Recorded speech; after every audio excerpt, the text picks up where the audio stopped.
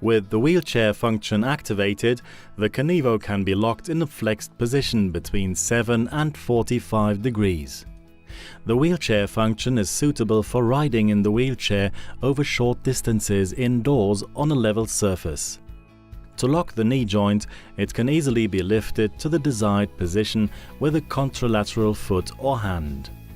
To unlock the knee joint, a knee extension movement or loading of the toe is necessary.